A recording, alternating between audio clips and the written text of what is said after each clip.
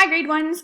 We're going to learn a little bit about measurement this week and next. So we're going to go over the measurement posters that you can find in our math section on our website, the numeracy part.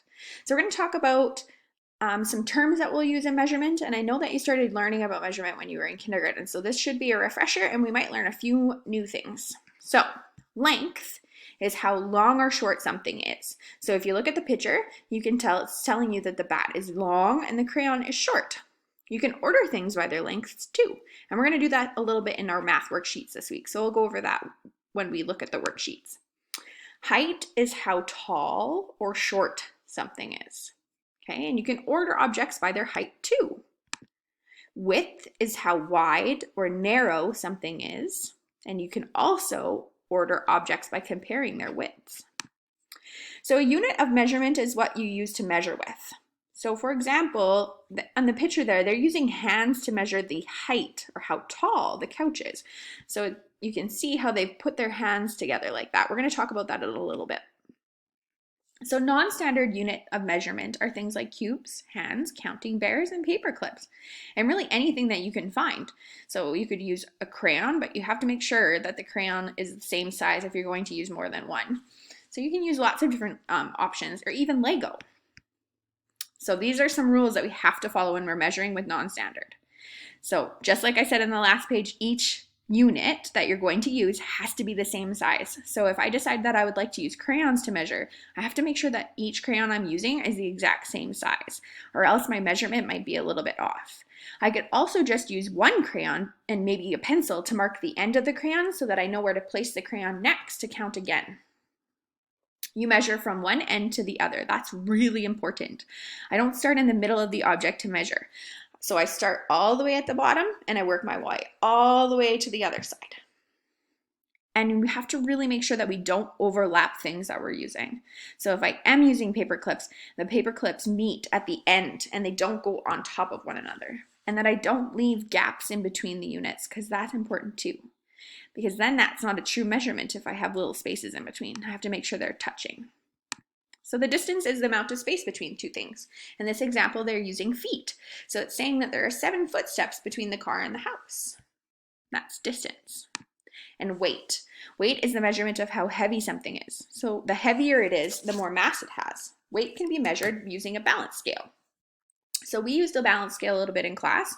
For when we were doing numbers and math equations, we would see if we could balance the scale using that. So it's really similar when we're using objects.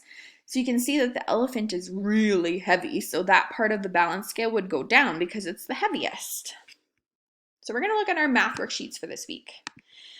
So it's asking us to record how tall, how wide, and how long something is. So all you need to do on this page is count how many paper clips that you see and record it at the bottom.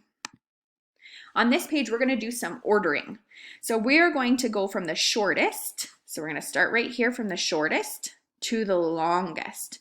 And remember, when we're talking about shortest to longest, we're talking about something's height. Here we're going to measure by length. So we're going to write number 1 for the shortest, number 2 for the middle, and number 3 for the longest. So you can see the objects in the boxes there, and you're just going to give them a 1, 2, or 3, depending on which one you think is shortest, middle, and longest. Oh, this one is lots of fun, and we would have lots of fun doing this one if we were in the classroom. But I want you to choose something to measure yourself with. So it could be anything that you have in the house, a cube, a shoe, a string, a Lego, maybe you have paper clip or you have a crayon or a marker. I want you to tell me what you used, tell me what you used down here to measure yourself, and I want you to measure how long your arm is, how long your leg is, how wide your foot is, how wide your body is, how long your hand is, and how wide your head is. Okay? This is going to be lots of fun. And if you need help, you could ask your mom or dad or maybe your brother or sister to help you measure. The last page is an optional page, so if you have time, you can do this one. So use any small object around your house, just like we talked about with your body, and you can measure anything in your house. So find something that is about 10, say you're using Lego pieces. Find something that is about 10 Lego pieces long, okay? And then you can write your answers in right here if you'd like. So that's what we're doing this week for measurement. Next week, we'll be getting into a little bit more stuff all about measurement too. So have fun with it and see if you can measure lots of things at home. And if you have any questions, please let me know. I look forward to learning with you guys. Bye.